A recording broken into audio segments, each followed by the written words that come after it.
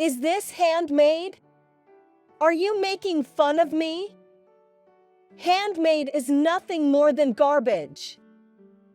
Who wants this garbage? I gave my sister-in-law Rose handmade baby clothes as a baby shower gift, but she threw them away, calling them less than garbage. I was so frustrated, but I was thinking, while holding back my tears, that I'm sure my brother and sister-in-law will regret it. I am Judy. I'm in my 30s and single. I have 2 siblings, an older brother Mark and a younger brother Jory. Mark and I are far apart in age. Jory is close in age. My parents died when Mark was a high school student and Jory was in a first grade of elementary. Our house, because of a contract, when my father passed away, we were no longer obligated to pay the mortgage. We were fortunate to be able to continue to live in the house. I think this was really important. My relatives were worried about Jory, who is still young. They suggested sending him to an orphanage, but Mark said, "I will raise him myself. If I can't do it, I'll think about it." He refused their suggestion. He thought he didn't want the 3 of us to be torn apart, and he couldn't bear to lose any more of his family. I'm so impressed with his great determination. I, on the other hand, am a very shy person. I couldn't talk about my feelings very well when I was a child. Even as an adult, I have not been able to improve. Now, I work from home and live alone in my parents' house. I have many happy memories of my parents and memories of working hard with my brothers. That's why I love and cherish that house. It is an old house, so regular maintenance is important. As a single person, I feel it is my duty to protect it. My brothers have offered to take care of it, but I have refused their offers. I am the only one who pays for repairs. They are married and have moved out of the house. But they live only 1 station away from me, so we have a lot of interaction in our daily life. We are still good brothers and sisters. Anyway, since they are both married, we can't see each other just for the sake of being brothers. And there was another reason why I couldn't visit him easily. That reason is Mark's wife. I'm close to Jory's wife, but Rose looks down on me for some reason. Whenever I see her, she always curses at me. Recently, a letter was sent to my parents' house. Mark asked me to bring a letter to his house, so I went to visit them. She immediately started cursing me without saying hello. "Oh my God, I can't believe you went to all the trouble to come all the way to our house to deliver such a letter. You must have a lot of time on your hands." If that was the first thing she said when she opened the door, I couldn't possibly get along with her. No, it doesn't mean that I have a lot of time, but I work from home. I tried to resist somehow. What? I don't know what you're talking about. I can't hear you. You're driving me crazy, she said. Then she put up her hands with jingling, expensive-looking jewelry on purpose. I looked at them without thinking. You care about that? Well, you can't afford it, can you? She continued her words with a giggle. I went to see Karen the other day. Unlike you, Karen, she knows my sense of style. She's just like me, she knows what's trendy and what's not. Karen is Jory's wife. Karen gets along well with me and her. She works at a clothing store. It's a luxury brand, so she likes it. Rose doesn't have a job. Her jewelry is paid for by Mark's hard work, but he is a saver. He doesn't like fancy things. Neither do I. It's not that we don't have the money to afford it. It's a matter of taste. And yet she wears luxury brand clothes and jewelry. It's none of my business, but I can't shake the feeling of discomfort. And even though I work from home, I'm independent and I've never bothered her at all. So why do I have to be made fun of so often? I really had no idea. But my brother was in love with his beautiful wife. When they got married, I am so happy that my beautiful girlfriend, who is out of my league, chose me, he said so happily. I'm a very shy person, and when I think of my brother, I always hesitate to say something back to him. Have you finished your errands? I'm meeting a friend now, so please leave soon. She was dressed more extravagantly than usual. I can't believe she was dressed like that to hang out with her friend. I'm sure her friend is the flamboyant type as well. I bowed my head to tell her I'm done and went home. Even after I got home, I was still bothered by her attitude. Whenever I meet her, I don't know why, but she just has this attitude towards me. But my brother brought me to this point. After my parents died, I was in his debt. He married late because of me and my brother. I want him to be happy. That's what I always wanted. That's why even though I know her other side, I only see her once in a while. I thought it would be okay if I just put up with it. I just had to put up with her attitude. Then my brother and sister-in-law had a baby. I didn't want to see her, and I didn't want her to complain that I had no taste, so I gave my brother a gift card for the baby gift for my brother. But that night, I got a call from Rose. I hesitated for a moment before answering. Maybe it was a thank you call. I had such a faint hope, I answered without being prepared. A gift card? Are you kidding me? Bring me something better. What? I can't believe this is the gift of a newborn. I knew you didn't have any common sense. That's why poor people are useless. You have a niece. You're supposed to get something more expensive. My husband said he'd take care of the baby. But looking at you, I can't even imagine what he's capable of. Gosh, she made me buy a gift for the baby. And she also made fun of Mark. I was mad for the first time in my life. I thought I could talk back to her. On the phone, I grabbed my cell phone like I was ready to fight back. Hey, you were on the phone? Then I heard Mark's voice on the phone. I was just thanking her for the present, but she said she would bring us another gift. So she asked me what I wanted. I'm so lucky to have a good sister-in-law. With that kind of lie. She puts my brother on the phone. Oh, well, don't be too hard on yourself. You'll have to come and see me.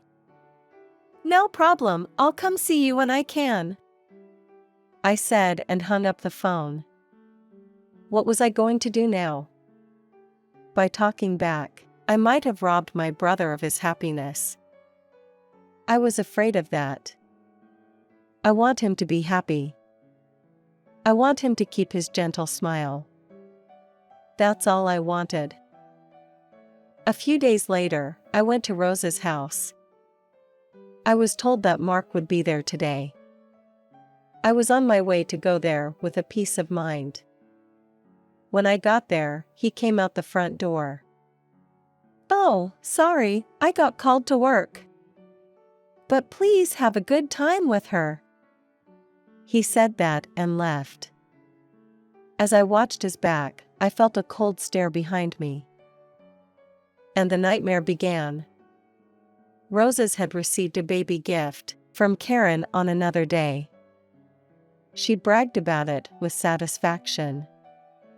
She also kept complaining that the gift certificate I gave her was not good enough.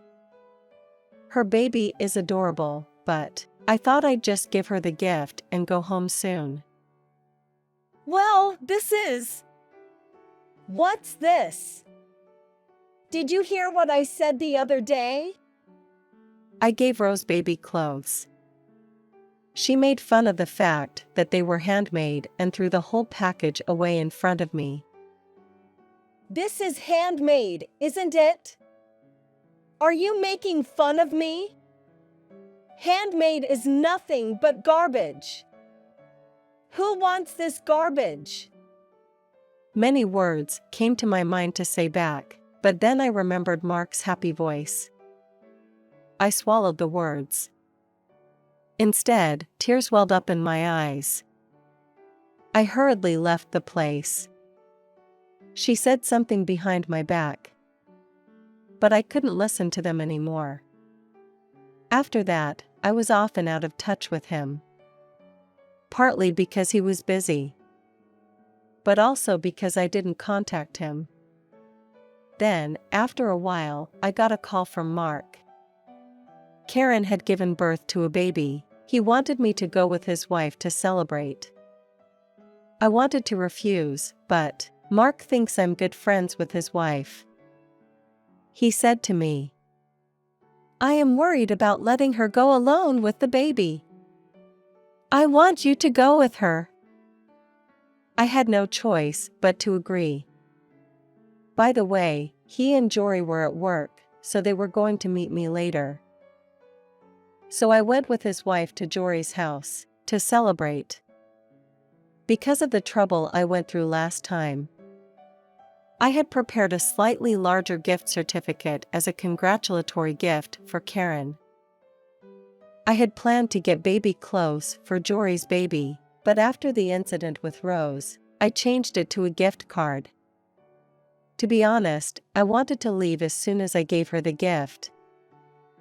But my brothers are coming over later, so I can't leave before them. I want them to come as soon as possible. I don't want anything to do with her. That's what I thought. She kept talking to me on the way. If she doesn't like me, why doesn't she just leave me alone? You didn't bring any homemade baby clothes again, did you? Maybe because there were people there. She kept making sarcastic remarks in a low voice, as if she was mocking me. For the rest of the day, I thought she was still looking down on me. I was not in the mood. With these feelings, when we got to Jory's house, I saw something I never expected to see. "Is this yours?" I recognized that because the paper bag was so cute. It was a baby outfit I had made. That day I gave the baby gift to Mark and his wife. She also visited them to pick up something she had left behind.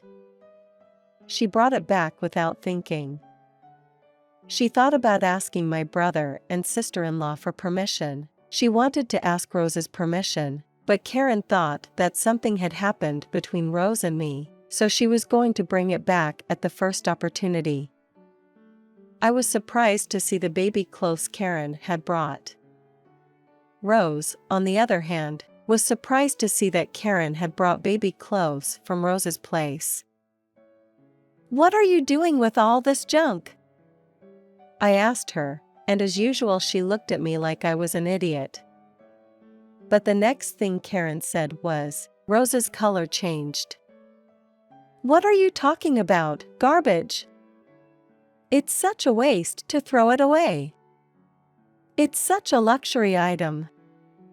A luxury item? Right, it's Judith's work. Isn't that what it should be? Karen says that the baby clothes she threw away as trash are luxury items. Rose didn't seem to have caught up with her understanding of that. She wrinkled her forehead. "You are a fashionable lady, but didn't you know those baby clothes were luxury goods? I could tell from the paper bag, you know." I thought you just didn't like them, but I can't believe you didn't know. What? What are you talking about? How can baby clothes be made by such an idiot as be luxury clothes? You're wrong. You're so wrong. Rose laughs. Karen sighs in disgust. Then Karen starts to tell Rose about me. I'm the owner of an online store that sells handmade clothing. Karen pulled out her phone and showed Rose the website I run. Rose turned to me with a startled look on her face. She obviously knew the site existed, but she did not know that I was going to run it. I thought you knew. Rose is shaken by what Karen said and seems that can't say she knows now. While Rose couldn't say anything, Karen turned to me and said, I heard that Rose didn't want these baby clothes, so I was wondering if I could have them. Rose had thrown the clothes away and I thought no one would wear them. If Karen wants to use them, I would be more than happy to let her use them. I nodded my head happily. Then Karen smiled and looked so happy and said, Thank you so much. I'm so happy to receive such a luxurious gift. And she expressed her happiness. Unlike Karen, Rose's face was filled with anger. And then she did the unthinkable. They were given to me, she said, and then took the baby clothes from Karen. Why didn't you say anything? You said you were just doing some work from home, and you were kind of unemployed. I never said that. Rose just assumed that I was unemployed. I thought so and glared at Rose. What's that look in your eyes? She put her hand in the air. Just then, I heard the front door open. It was Mark and Jory coming in after work. Rose hurried to set things right. The situation was resolved. I looked at Karen and our eyes locked. And winked at me. I wasn't sure what to make of it. I gave her a wry smile, but she was probably just trying to help me out. After that, as if nothing had happened, the baby shower and dinner started, as if nothing had happened. Mark had no idea what was going on. He was happy talking to Rose. Seeing Mark like that changed my feelings. I held back and said nothing for Mark's sake, but I wondered if not saying anything was really for Mark's sake. I was conflicted. In the end, despite my worries, I began to get frustrated with myself for not having done more, and a few days later I got a call from Mark. We decided to meet for the first time in a long time. I was happy to see him, but it was obvious from the tone of Mark's voice that it was not a pleasant conversation. I hadn't seen Mark for a long time. He looked a little tired. As soon as I saw him, "Are you all right?" I asked him. Then Mark told me that he was going to divorce his wife. After the baby clothes, Mark had a talk with his wife. Rose opened up and started cursing me. He said he didn't want to say what he wanted to say because he was worried about my feeling. But considering what we'd been through, from Mark's point of view, Mark must have found it unbearable to hear. The reason why Rose started talking about it was Rose tried to sell the baby clothes she took from Karen. Mark thinks it was a gift from me, so he asked her why she was selling a baby shower gift, but Rose insisted she needed the money. But that wasn't enough to convince Mark. When he asked her about it more, she toured to bay. Rose had always been a spendthrift.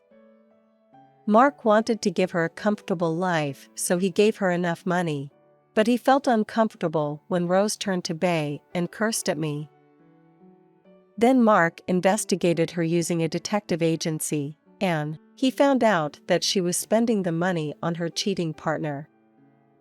I'm sorry I didn't realize HRE true nature and caused repain all these years. I'm sorry too. It's our fault. We delayed your marriage, didn't we? No, it's not your fault. Well, but you were so happy when you got married. You had a baby and you looked so happy. I'm not very good at expressing my feelings. Whenever I try to express my true feelings, I can't help but cry. Mark is like he used to be. He looked at me calmly and listened to me until I finished what I was saying. After saying all that, I wanted you to be happy with your wife. But if I really wanted you to be happy, I should have told you sooner. I'm sorry I didn't tell you. After saying all that, when I looked at Mark, he was also crying a little. When I saw that, I knew it was wrong to hold back. I wished I had told him everything earlier. I regretted my mistake. Since he was able to talk to me about it, he seemed to have made an even firmer decision to get a divorce. When he got home that day, he showed her the divorce papers, along with proof of the affair. Of course, Rose denied the affair at first, and cried and screamed in front of Mark. But from the evidence, she probably thought it would be hard to deny the affair. Finally, she said, "I'm not going to let you see our children," etc. She tried to use the children to stop the divorce. But the evidence is all there. There's no way she can get away with this. Rose is culpable and has no ability to earn a living. And since she is estranged from her parents, she was judged as it is hard for her to raise their kids. He would have parental authority. The divorce was finalized. The property was then divided. But even though Rose didn't make much money, she still spent all the money she had. And she got into debt.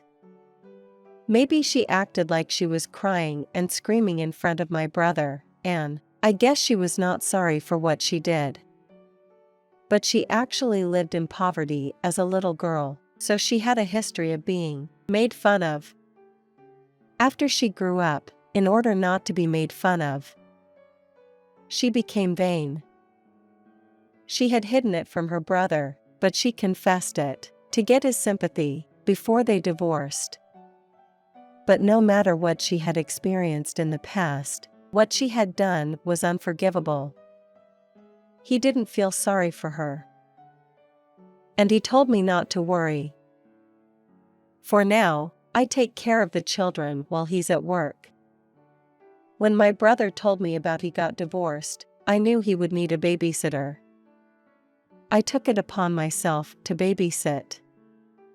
At first, my brother was reserved, but then I said, "I want to tell your children what you did for me, and what you taught me." What you taught me. This time with tears of joy. He was so happy. Because of this incident, I want to be able to express my feelings. I've come to realize that sometimes I have to put things into words to take care of someone I love. And this baby girl, I want her to be able to express her feelings and think about the other person's feelings. I want her to grow up that way. In the fresh breeze coming in through the window, looking at her peaceful sleeping face, I wished that the happy memories of this house would continue to grow. I thought to myself,